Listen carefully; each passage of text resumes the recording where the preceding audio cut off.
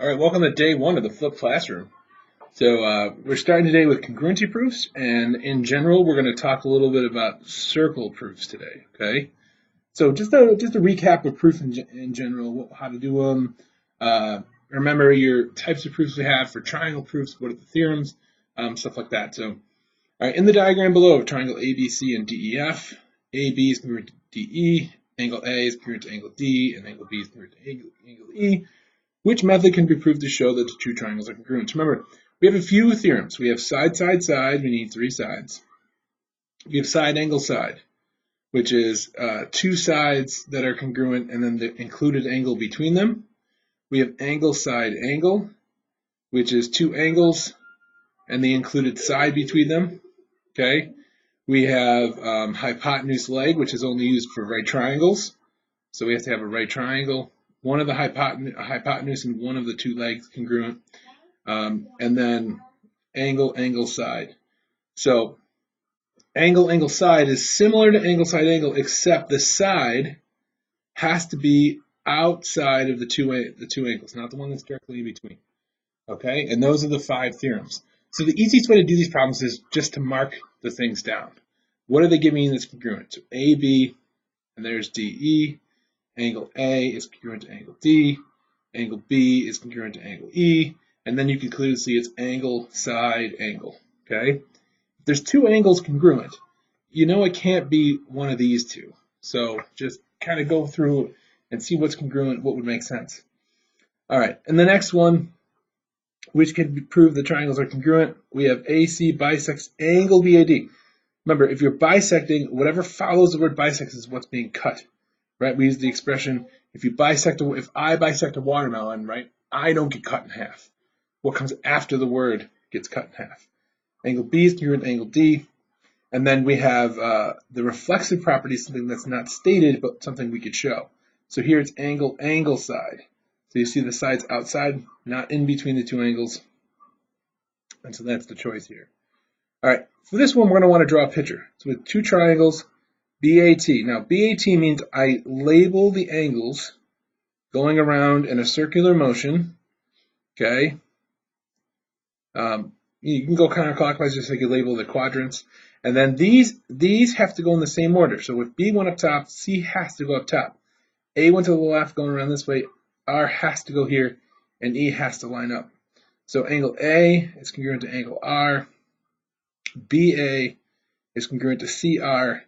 One additional statement that can be used to prove.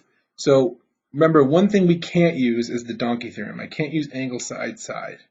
Okay, so that's out. So I could get any other angles congruent. So I could say for angle, side, angle, right? I could do angle A congruent to angle C, and that would give me angle, side, angle. For angle, angle, side, if I got E and T congruent, that's angle, angle, side. So angle E congruent to angle T. If I wanted to do side, angle, side, I could do side, angle, side, and that would be AT congruent to RE. And that's it. I can't do side, side, side because I can only do one statement. And anything else, any other sides would give me the donkey theorem. So those are the three we could come up with.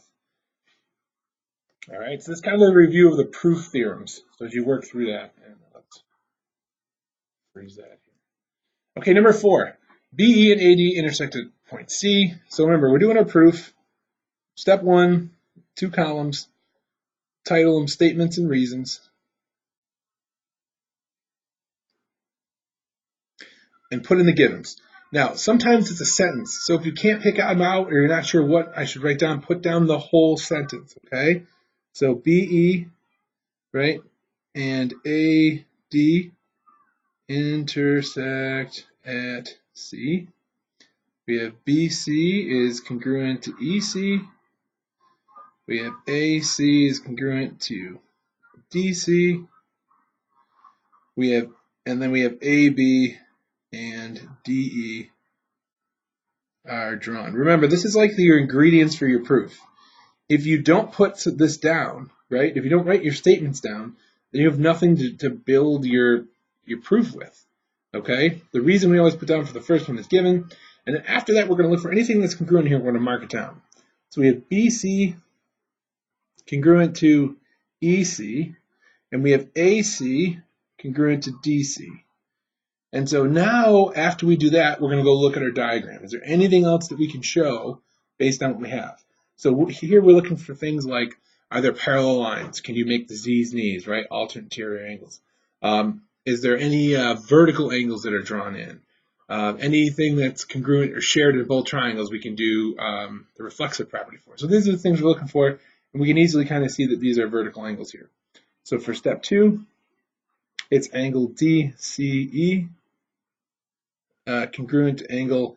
If we pick D, we want to pick the matching letter. That would be A. So angle ACB, and then this is going to be vertical angles are congruent. Okay. So step 3. Do we have enough to get the triangles congruent? So run through the theorems.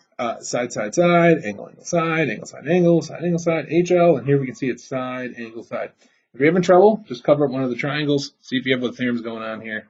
So this is going to be side, angle, side. You can do congruent to side, angle, side, or just one's fine. And then we can put our proof statement. So triangle A, B, C, congruent to triangle D, E, C. That's just a quick review of proofs. That's the first page. All right. I'm going to stop here because I got to go stir the pasta. Page 2 coming soon.